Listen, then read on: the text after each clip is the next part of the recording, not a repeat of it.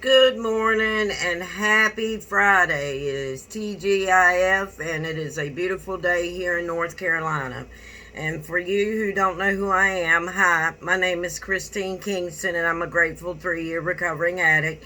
And I come to you to read to you the Day by Day by Hazelden, the Daily Reflections by Alcoholics Anonymous, and Just for Today, Daily Meditation by Narcotics Anonymous. And I read these so you don't have to. I also read these for my mental health as well, because most of the time something happens during my day or during my week where I can apply these books to problem solving. So with that being said, we're going to jump into the Day by Day by Hazelden. And today is July the 17th. And it says, being willing to act. The miracles in our program do not simply rub off at meetings. The key to sobriety and cleanness is willingness to act. Just sitting at meetings waiting for something to rub off is not going to produce results. So the something that we hope will rub off is not a miracle, but a willingness to act. Once the willingness to do something appears, the miracles come. Action is a magic word. We must not wait for the rub-off, but act as soon as possible. Have I learned to act myself into better ways? Lord, help me become willing to act so that mental, spiritual, and physical rigor mortis does not set in. And I read this yesterday. I got my days confused. I'm human. I make mistakes. So sorry for that, guys. Just let me know if you would like for me to read yesterday's reading, which yesterday's reading was being paranoid. Albert Hubbard had described paranoid as people who are suffering from fatty enlargement of the ego. Paranoid acts today are people full of fear. Could it be that our overstuffed egos are the main course of our field? Paranoia acts demand attention, compliments, obedience, and anything else that will prove they have control over others. We do this out of fear, and out of fear we imagine that we are being wronged, that others have it in for us, and that society is down on us. Our ego problems connected with fear problems cause us to act strangely and peculiarly, and often irrationally and erratically. Have I stopped being paranoid? God, help me to do my own work and not worry about controlling others. And that was yesterday's reading, July the 16th. I'm sorry about that, guys, but I'm human. I make mistakes. So let's dive into the Daily Reflections by Alcoholics Anonymous. And it says, July the 17th, surrender and self-examination. My stability came out of trying to give, not out of demanding that I receive. Thus, I think I can work out with emotional sobriety. If we examine every disturbance we have, great or small, we will find that the root of it is some unhealthy dependency and its consequent unhealthy demand.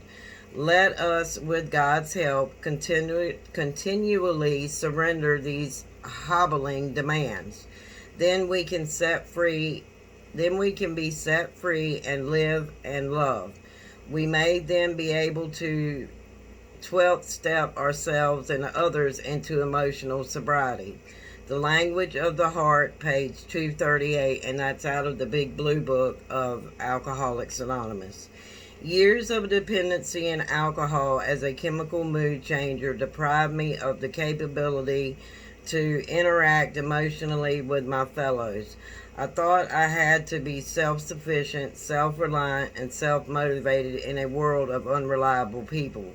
Finally, I lost my self-respect and was let left with dependency, lacking any ability to trust myself or to believe in anything. Surrender and self-examination while sharing with newcomers help me to ask humbly for help. And yes, that is one thing that will stop us from asking for help.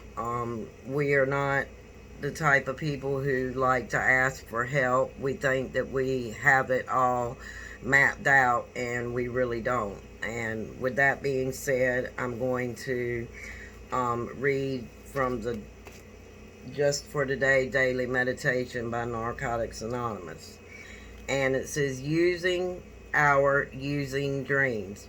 Do we fully accept the fact that our every attempt to stop using or to control our using failed? Basic text, page 19. The room is dark, your forehead is bathed in cold sweat, your heart is racing. You open your eyes and sure that you've just blown your clean time. You've had a using dream, and it was just like being there. The people, the places, the routine, the sick feeling in your stomach, everything. It takes a few moments to realize it was just a nightmare, that it didn't actually happen. Slowly you settle down and return to sleep. The next morning is the time to examine what really happened the night before. You didn't use last night, but how close are you to using today? Do you have any illusions about your ability to control your using? Do you know without a doubt what would happen once you took that first drug? What stands between you and a real live relapse? How strong is your program, your relationships with your sponsor, your home group, and your higher power? Using dreams don't necessarily indicate a hole in your program for a drug addict. There's nothing more natural than a dream of using drugs. Some of us think of using dreams as gifts from our higher power, vividly reminding us of the insanity of active addiction and encouraging us to strengthen our recovery. Seen in that light, we can be grateful for using dreams. Frightening as they are, they can prove to be great blessings if we use them to reinforce our recovery. Just for today, I will examine my personal program. I will talk with my sponsor about what I find and seek ways to strengthen my recovery. And yes, using dreams are very, very terrible. I've had them, and it's really like you are in the now, and they're scary. To wake up in the middle of the night thinking that you've just used is a real epiphany, and that is where you need to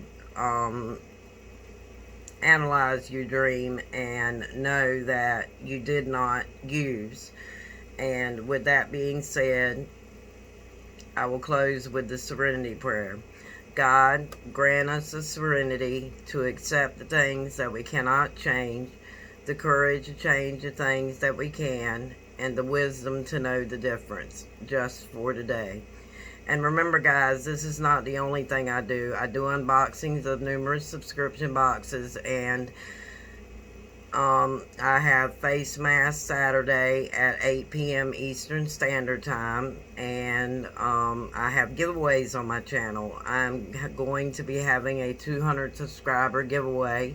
I'm 8 people away from having that, so please share this video, get me out there, so people will know what I'm doing, and hopefully I will gain more subscribers into knowing these books can help people in their recovery. And with that being said, I love you lots, and I will see you in my next video. Bye-bye.